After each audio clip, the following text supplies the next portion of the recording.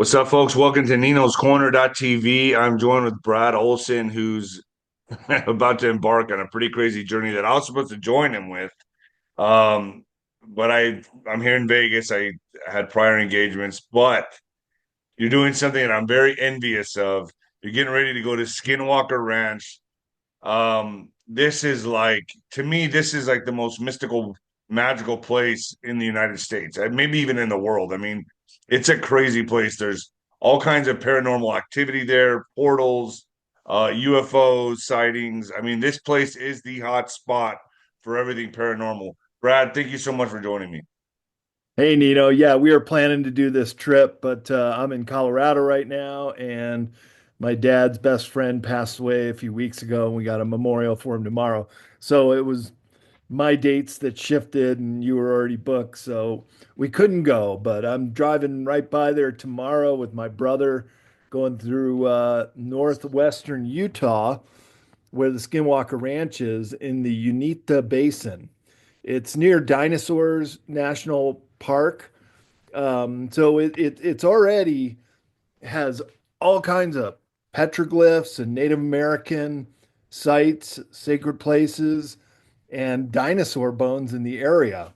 And I think this is what might lead to the whole concept of the skinwalker, and that is this mythical being that the Ute Indians and other Native American tribes used to emulate in their ritual ceremonies. They would dress up in animal clothes like wolf skins, and then they would try to they would do a dance to appease the skinwalker. And that is a picture of Skinwalker Ranch, the Uinta Basin.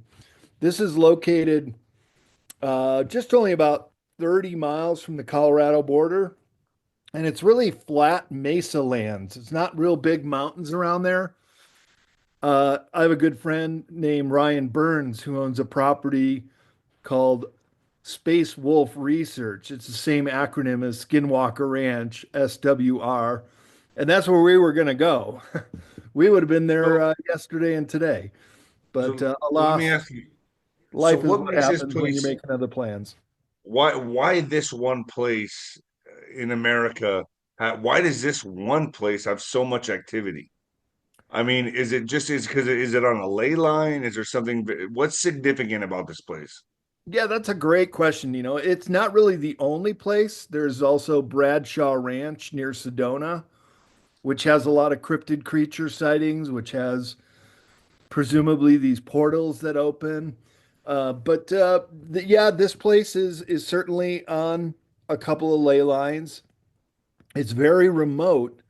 It's actually kind of a bad juju site to the Native American people, meaning they try to avoid this area. Yeah, and you can't get through the gate anyways. It's actually much more secure than that gate So, right now. are you gonna get through this gate? Are you able to do No, that, or is it no, of just off course. limits? So you're gonna be from a distance. Right, right. We are on a bluff overlooking it. So it's almost as good of a view as you can get because you're looking down upon it from Space Wolf Research. But this is a very guarded gate. You cannot get in there without permission from Brandon Fugel, who is the owner of the property. And he bought it from Bigelow, from Robert Bigelow, who does Bigelow Space. And Bigelow bought it from the original family, the Sherman Ranch family. And they had had so many of their own livestock that were being killed and seeing these cryptid creatures. They're just like, we've had enough. We want out of here. They sold it to Bigelow, and Bigelow put in these observation towers, which are still there today. They use them in the Skinwalker Ranch TV show on the History Channel. So I have a theory, and let me know if you agree with this theory. If they're there on this ranch, right, and there's all kinds of national park disappearances, we know that, and I've seen a lot of trail cam footage of these Sasquatch Yetis, these beings called rakes, these apparitions. They seem to be just the national parks seem to be inundated with these things, and it also seems to me like all these are probably the causes of all the disappearances on these in these national parks, in my opinion. skinwalkers. Now let's explain this to skinwalker to my audience. A skinwalker is able to transform and take the body of any animal or creature or human being, correct? Yeah, that's right. Well, it's kind of an umbrella term for a lot of things. It is the mythical being that stalked the lands and moved around. The skinwalker is also what the Native Americans would emulate when they would wear the skins and do their dances to appease the skinwalker. And it's also these cryptid creatures that can be seen coming and going out of these portals. And the way I explain uh, paranormal hotspots, which we're going to talk about some around the world, and I describe in my book called Sacred Places North America, is that the veil is thin when you go to these areas, meaning there could be this multi-dimensional entryway or portal. In fact, some of the cryptid creatures have been captured on video, not only in the Skinwalker Ranch video series, but by Ryan Burns on Skinwalker Ranch, of these cryptid creatures coming in and out of these round portals that will just open up and then beings will come and go. So the veil is thin. It's like a multi-dimensional entrance portalway, I guess is the best way I could describe it. And this has been documented. This has been seen and documented. Yes. So this would make a lot of sense for me for, like a Bigfoot, let's say. They're obviously using this kind. I mean, a person sees them, the next second they're gone, right? And Right. obviously they're very agile, they're very fast, but I guess it's not a far stretch to say that they're using these portals to come in and out of. There's even been documented sightings of the Bigfoot where, they just seem to be in another dimension. They fade in and out of this reality, and then they're gone, which would explain everything to me. So this area, Skinwalker Ranch, is an area where these beings, different kinds of beings, are coming in and out of, especially the skinwalkers who could take human body form, whether it's a sheep, a wolf, whatever, and walk around, walk among us. Yeah, that's correct. And not only have there been multiple witnesses all the way back to the Sherman Ranch people who would see a bright light out their window at night, and sometimes the dogs would go running out after them. The light would then dissipate. The dogs would go barking into the wooded area, as seen in the picture there, and they would come out the next day. The dogs would stop barking. They'd not come back to the house. They'd go out there the next morning and find the mutilated bodies of the dogs. So these cryptids that are coming out, they must be very hungry because not only are the pets, these dogs of the Sherman family, and this was the reason they told Bigelow they wanted to sell. They were just done with it. It was too spooky, too paranormal, too weird for them. And because they basically sold pennies on the dollar to Bigelow. And not only that, check this out. Every time I've gone to my friend's ranch, which is also private property, you can only go on invite only, which we were going to do, and we'll still do it. We always find the carcasses of animals. So they're coming out and they're hungry, and we found sheep carcasses. We found wolves, rabbits, other critters just But dead. they die in a certain, aren't they? Isn't the blood sucked out of them? Aren't they like just? There's a certain way they're deleting these animals, correct? Right, right. And so in my book, Future Esoteric, I have a whole chapter on cryptid. And this is very similar to what are known as the chupacabra. You might have heard of them.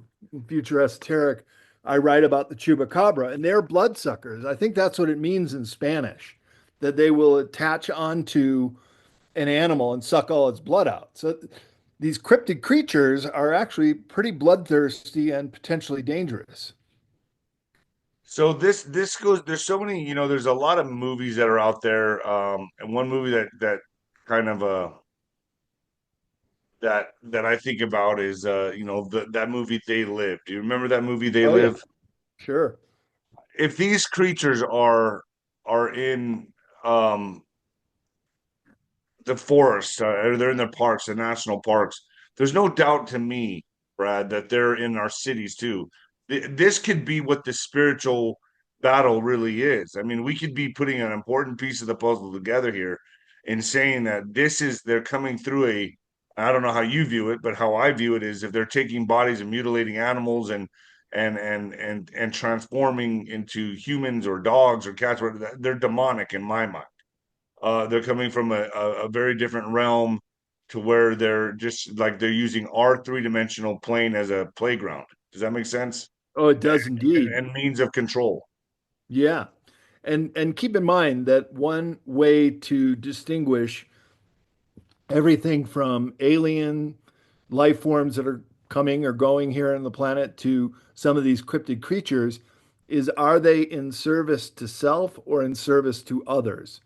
So if they're in service to self, then they can go ahead and kill or abduct or maim anything they want for their own reasons. And so, yeah, here we go with They Live. That these creatures that he sees with the glasses are not human, that he's seeing a shapeshifter. And that's another aspect of these paranormal hotspots, and especially Skinwalker Ranch, is that you could have these shapeshifter type creatures that are really affected by light and frequency. And so you see how he's putting on these dark sunglasses and he sees the world for what it really is. And that's basically what the shapeshifters are also relying on as well, is that they can only be seen in certain circumstances. And when you do see them, you can't forget it. You don't unsee it. Then they That's become what I'm like, getting at. Is yeah. that it seems to me like this movie They Live, they're hiding this in the open. And they're showing you how this world really works to me. I'm trying to put these pieces together, not only in the political realm, but in the spiritual realm. And if this is it, this is a main piece of the puzzle to me. I mean, if this is happening on Skinwalker Ranch, it's obviously happening on other places on this, and not only in this country, but on this planet. And they're coming through these portals, and they're, it's a, would you agree? It's a spiritual war. I mean, this would make sense, right? This is where we could say this is where the spiritual activity is taking place. This is where the battleground is.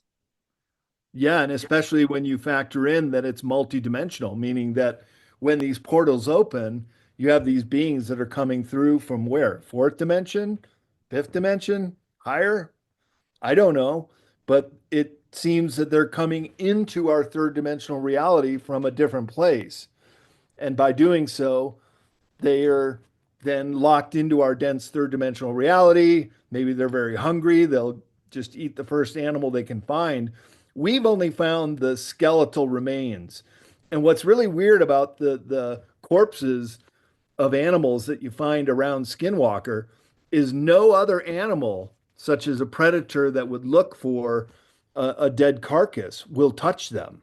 They're like verboten. They're almost radioactive, but they're not. They don't have any chemical or radioactivity to them. But other animals stay away from them, and so they just rot where they have fallen. But you could tell that they've been ripped apart and their flesh has been torn off. Do you think, in your mind, Steve, like, and be honest with me, do you think this is maybe the portal to hell? You know, the I Ute mean, is Indians, this what they talk about in the Bible? I mean, honestly, let's yeah. just look at all sides here. Would you say these are, would you say, in your opinion, maybe these are the Nephilim? That this is the portal to hell? Are they coming from inner Earth? Where do you think they're coming from? I think they're coming from the lower fourth dimensional realm, one that we cannot see or perceive until they're here in our dense third dimensional reality. But they do seem demonic. The Ute Indians knew them as such. They stayed away from this area, even though the Skinwalker Ranch is surrounded on three sides by Native American tribal land. They sold off this property to the Sherman Ranch, who then sold it to Robert Bigelow, who's, if you know Bigelow Aerospace, the logo is a gray alien, the head of a gray alien. So he's been studying Wow. this stuff, you know, And when he built these towers, they call them Yeah, the I feel like Bigelow you're playing with Towers. demons with this stuff, man. Well, the Bigelow Towers, get this. This is what they used to do. They would hang a carcass of an animal, and there was barbed wire around the top so they could film it and be safe in case these cryptid creatures wanted to come after the people. Those towers are still there. You can see them on the Bigelow Ranch. And they've done a bunch of more development on the property as well with this TV series called Skinwalker Ranch. So you said that these animals, when they kill, when they delete them and drain their blood or whatever they do with these animals, they're not touched by other animals, correct? No, nope. I'm going to show you a picture right now, and I'm going to give credit to my friend Steve from the channel How to Hunt. Sent me this picture. He goes, Dave, look at this. And this is a picture of a calf moose. These are enormous animals, folks. A calf moose. And I'm going to show you on top of a tree right here. Do you see it, Brad? Yeah. How do you do This that? is, and this is an enormous tree on the very top of it. Boom. Look at Can that. you tell, or could he tell? Did Steve tell you if it was mutilated at all? No. And the weird thing about this animal that's on that's first of all, this tree is very high up, very tall, as you can see, and the strength you would have to put that on top of the tree like that, just stick it on there, and no animals were touching it. He said that's Right. what was that was so crazy and bizarre about this whole incident is when this was in Ottawa, in Canada. The hunter walked up upon this and was like, "What the hell? There's no buzzards, nothing around it, nothing's eating its flesh. It's not being touched." Well, the suggestion could be that it was an animal mutilation, and the same is true when a cattle is mutilated and they drop them down into usually the field where they were taken from, and they have all the signs of a cattle mutilation. No predator, wolves, coyote, foxes, anything that would love to eat a carcass of a dead cow won't touch it. So it's Why do I you think think that it's is? Do they sense the I think danger? Do they they must sense sense it. the? Absolutely. They must know that something happened to this animal and it's that it makes them afraid. They don't come near it. That It's I really mean, to bizarre. me, it's funny how how Steve sent me this just about well, just about 4 or 5 days ago, and it segued perfectly into what you're talking about, right? I mean, isn't this a perfect example of what you're talking about? It is a perfect example, and that's why I asked if there were any telltale signs of it being mutilated. That is, the sexual organs removed, the soft tissue, such as the anal and colon, being cored out around the head. Usually, the eyeballs or the tongue are missing, and then patches of skin, laser precision cuts, and all the blood taken out of it too. They Well, take all the when you look at this though, Brad, obviously whatever or whoever did this to this animal had to have superhuman strength, and they wanted it to be on display. or a crane or or it just fell out of a Oh, but UFO. okay, so They this guy, do. what I was told is this is the middle of a dense forest, Mm. miles away from civilization.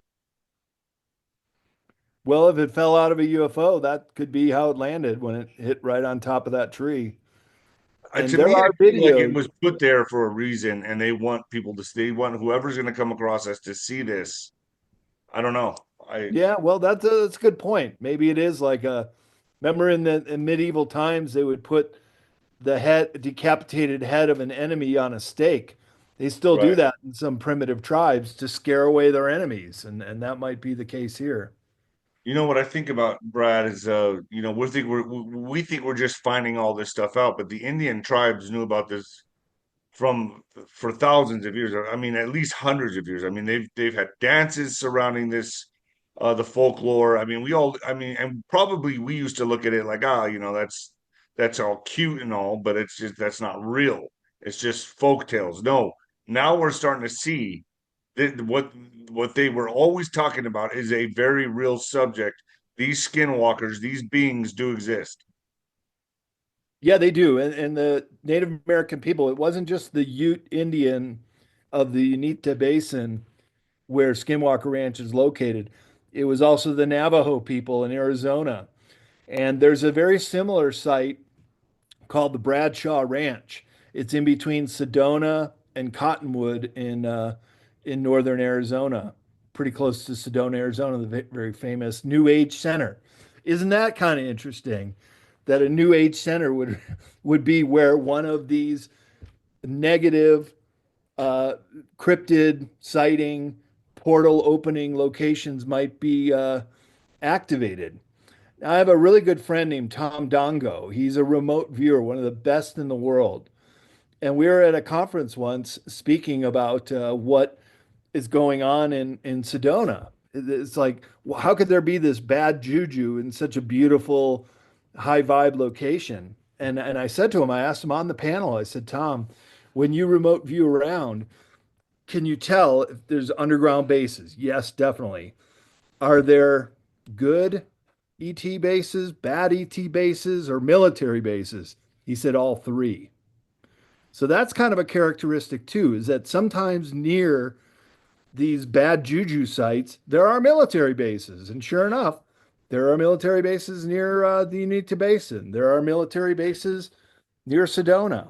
And some of them are underground bases, including like in Mount Shasta. All three good ETs, bad ETs, and military. So I think they know something. And are they protecting us or are they studying these entities and watching them and following them around? I don't know. But it's So, interesting that it's all in one mostly. so when you go to Skinwalker Ranch, what's your objective here? What are you trying to do? Are you going to be documenting this experience? What are you trying to get out of this? You know, what can you tell my audience of what you're trying to get out of this venture to Skinwalker Ranch? Because, and Well, it's believe me, I exactly, want to go with you so bad. I want to go with you we're so gonna so. do it. We're gonna do it, man. Yeah. You're gonna see it. And basically, what you do, yeah, you bring some cameras. If you have infrared, that's good. Apparently, a lot of them show up on a spectrum that we can't see with our eyes, but you can pick it up with infrared. But basically, we just go and do a sky watch, and we just make a campfire at Space Wolf Research, hang out as late as we can, and stay up and see what we see. And I've done that and seen some weird stuff. But you know that gate that I was showing earlier, you're not going to be able to go onto the No, land. I mean, is there still activity outside in the outside that perimeter, or is it just in there? well, it does occur in there, but Skinwalker is like a long rectangular property. There's a big mesa behind it, and a lot of paranormal activity, including UFO sightings, happen above and around that mesa. So where we are on the lower part, overlooking the Skinwalker Valley, you're looking right down into the ranch. So if anything's going to happen in the meadow of Skinwalker Ranch is where I've seen some sightings, or anything above, you've got a perfect view. So you basically go there just to observe and photograph and just see what you see. So, are you going there armed with weapons or anything like that, or are you No. just going armed with faith, with spiritual faith? And I mean, you know what I mean? Like, because it seems to me like if you're weak any little bit, that you could be prone to, I don't know, any kind of possession or you know, you could be used yourself as a portal for these beings. And does that sound too crazy to you, or what do you think about that? No, it doesn't sound crazy, and I would not go with a gun because the Sherman family used to shoot at these things and it didn't do anything. They would say they were sure that they hit it and it didn't do anything. If anything, it might just piss it off even more.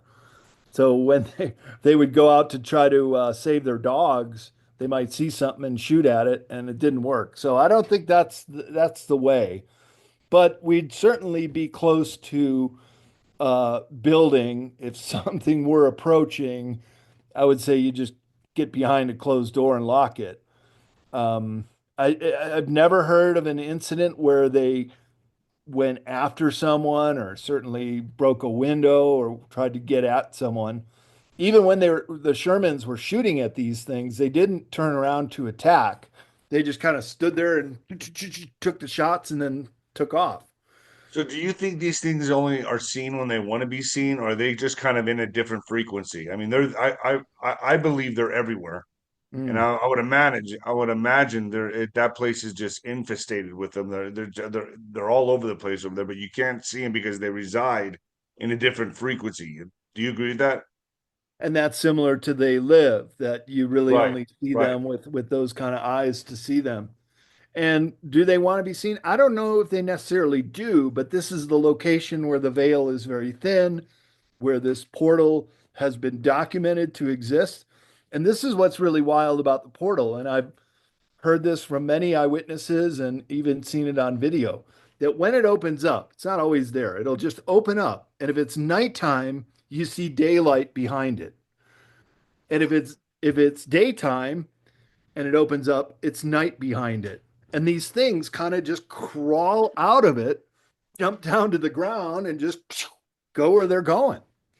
It's the weirdest thing. What kind of things are seen? Like gray aliens. I've heard the dog man. I've heard Yeah. Sasquatch. I've heard wolf. I mean, what kind of things are seen?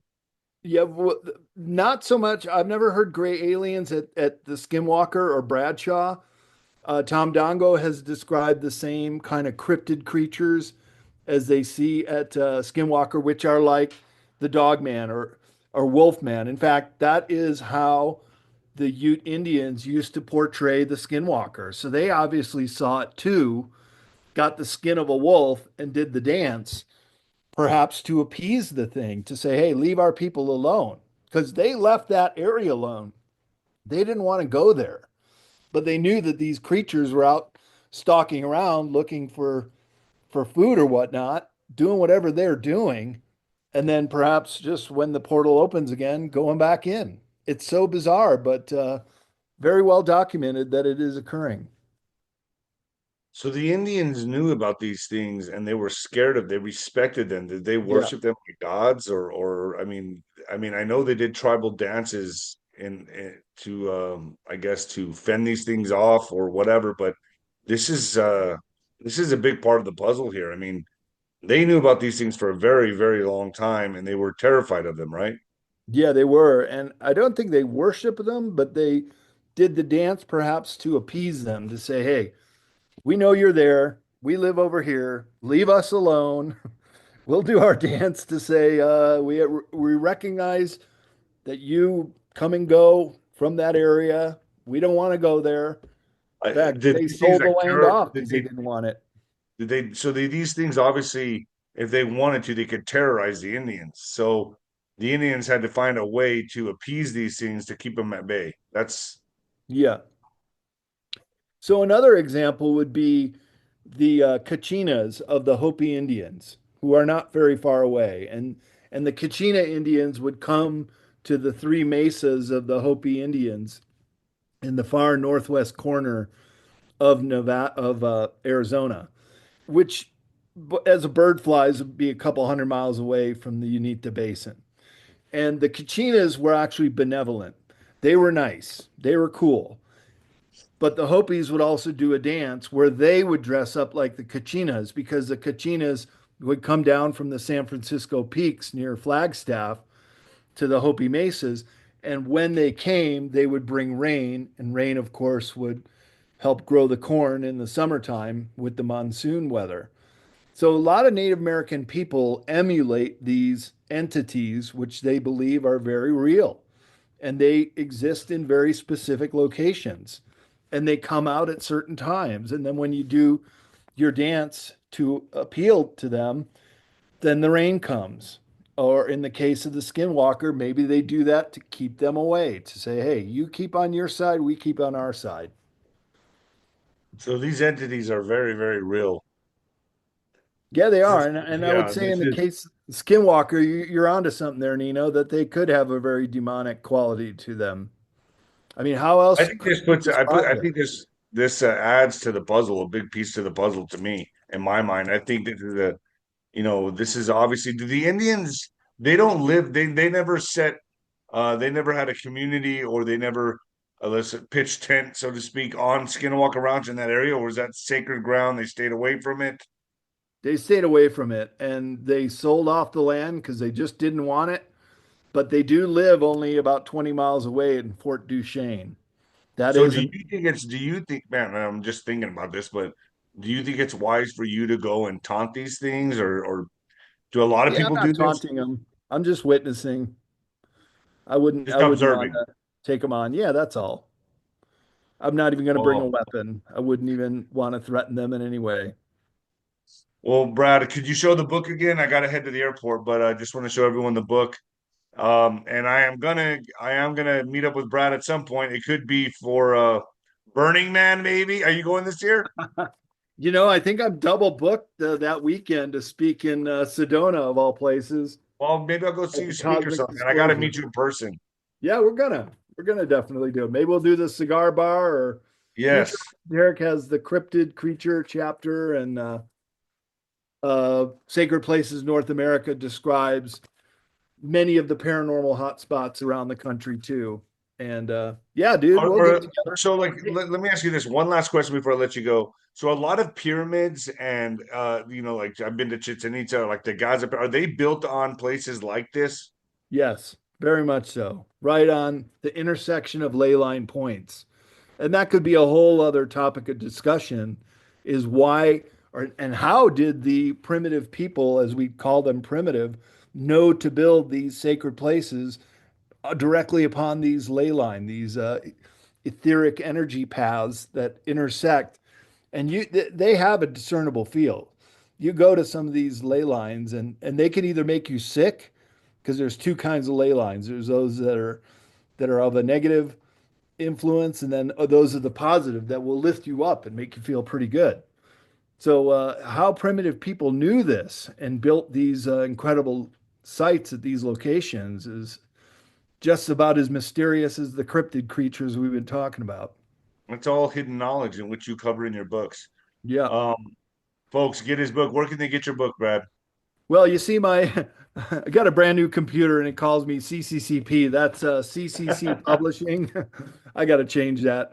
So you can go to cccpublishing.com and all my books are available. You get a book off that website. I can sign it for you and send it And you out. just did Laura Eisenhower's book. You've done a Yeah. lot of books. You published a lot of books.